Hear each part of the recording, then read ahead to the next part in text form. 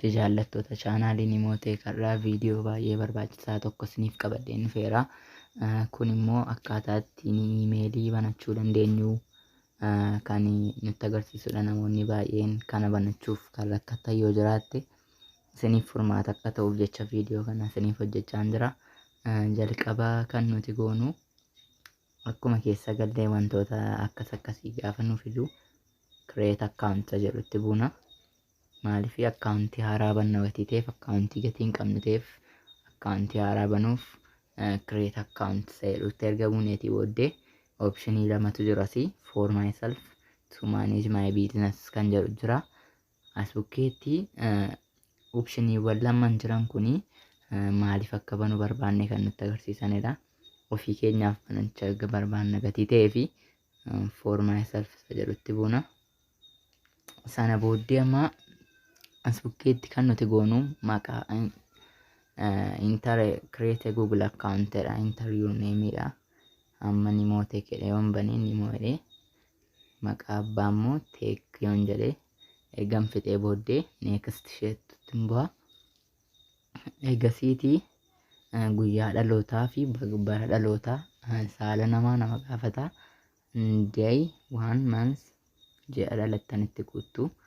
Bara immoo bara Itoophiyaa kan dhalattanitti waggaa 8 dabaltanii itti guuttu.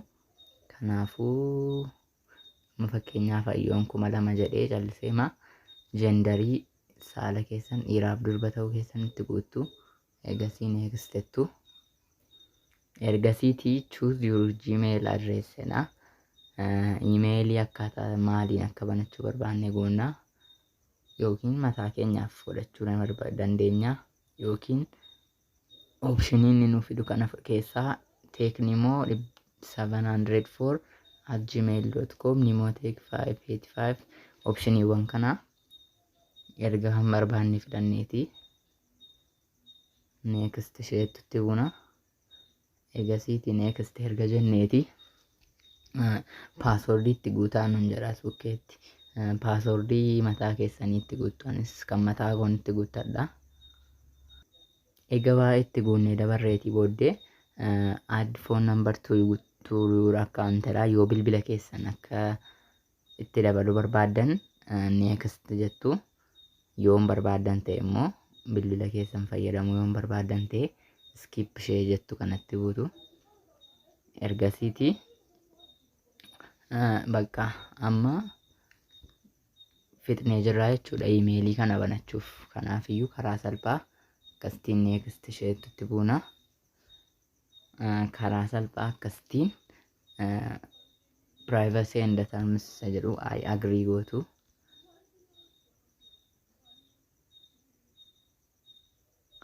Ergasiitii bakka kana booddee erga fixee kunoo nuu fixaa jira jechuudha.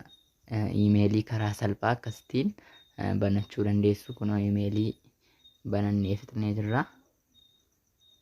As bukkeetii kunoo Niimootee kennee iimeelii bannee haaraa bannee jirra jechuudha. Kanaafiyyuu enable gochuudhaaf immoo akka hojii jalqabu gochuuf kunoo Google Community Teams jedhu kana isatti buutu. Ergasii Nimoo finish setting up your new account Google account jedha. Egasii gad dabarsitu. Egasii keep me update isheettu kan keep me updated gootu. Ergasiitii as bukkeetii bakka you have signed up waan barbaadan immoo asiin itti daddabalachuu dandeessu. Kana karaa salphaa akkasitiin iimeelii namni tokko karaa salphaa ta'een banachuu dandeenya. Egaa kana bananneetii booddee immoo karaa salphaa deemnee yuutuubii banachuufis karaa salphaa kana fayyadamuu dandeenya. Kanaaf viidiyoon kun nama baay'ee akka fayyadu abdiin qaba. Like gochuun dagatinaa. Koomentiidhaan immoo gaaffii barbaadan gaafadhaa. Subscribe godhaa. Anaan baay'ee waan na fayyaduuf galatooma.